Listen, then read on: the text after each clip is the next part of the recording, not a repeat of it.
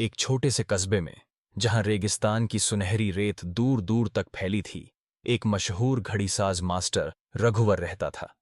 वह अपनी कारीगरी के लिए पूरे कस्बे में जाना जाता था। उसकी बनाई घड़ियां इतनी खूबसूरत थीं कि लोग दूर दूर से उन्हें खरीदने आते थे। लेकिन मास्टर रघुवर का इकलौता बेटा रवि बिल्कुल आलसी और लापरवाह था। वह दिन भर रेगिस्तान में भटकता, दोस्तों के साथ गप्पे मारता और अपने पिता के काम में कोई रुचि नहीं दिखाता था। मास्टर रघुवर को अपने बेटे की यह आदत बहुत चिंता देती थी। वह चाहता था कि रवि समय की कीमत समझे और अपने जीवन को सार्थक बनाए। एक दिन उसने रवि को अपने पास बुलाया और कहा, बेटा, मेरी कार्यशाला में एक खास घड़ी रखी है। वह मेरी सबसे अनमोल रचना है। जाओ, उसे लेकर आओ। रवि थोड़ा झिझकते हुए कार्यशाला में गया और एक चमकदार सोने की घड़ी लाया, जिसके डायल पर रेगिस्तान की रेत जैसा सुनहरा रंग था। मास्टर रघुवर ने घड़ी को हाथ में लिया और कहा, रवि, अब तुम इस घड़ी को लेकर कस्बे के बाजार में जाओ और लोगों से इसकी कीमत पूछ कर आओ। रवि को पिता की बात अजीब लगी, लेकिन वह घड़ी लेकर बाजार चला गया। उसने दुकानदारों, व्यापारियों और राहगीरों से घड़ी की कीमत पूछी। किसी ने कहा, यह तो 5,000 की होगी। किसी ने कहा, नहीं, यह 10,000 की है। कुछ ने तो 20,000 तक बोली लगाई। हर व्यक्ति ने अपनी समझ के हिसाब से अलग अलग कीमत बताई। रवि थक कर वापस लौटा और अपने पिता से बोला, पिताजी, सबने अलग अलग कीमत बताई। कोई 5,000 कहता है, कोई 10, कोई 20। मैं समझ नहीं पाया कि इसकी असली कीमत क्या है।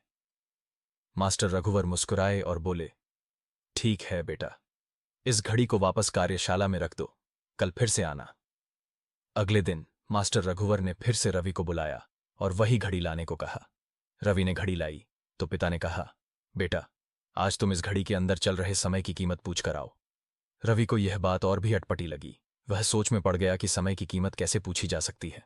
फिर भी वह घड़ी लेकर बाजार चला गया।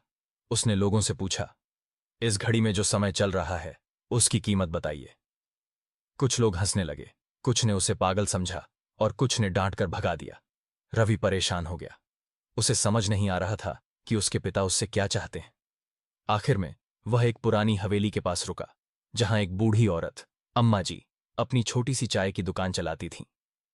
रवि ने हिम्मत करके उनसे वही सवाल पूछा। अम्मा जी ने अपनी झुर्रियों भरी आंखों से रवि को देखा और मुस्कुराईं। उन्होंने अपनी चाय का बर्तन रखा और धीरे से बोलीं, बेटा, समय की कीमत कोई नहीं बता सकता। यह अनमोल है। तुम लाखों करोड़ों दे दो, लेकिन बीता हुआ एक पल वापस नहीं ला सकते। समय की खासियत यह है कि यह सबके लिए बराबर है। राजा हो या रंक, सबके पास दिन के 24 घंटे ही हैं। फर्क बस इतना है कि तुम उस समय को कैसे इस्तेमाल करते हो।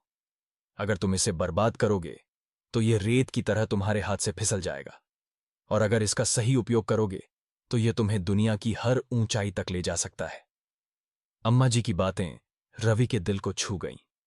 वह घड़ी को सीने से लगाए अपने पिता के पास लौटा और सारी बात बताई। उसकी आंखों में एक नई चमक थी।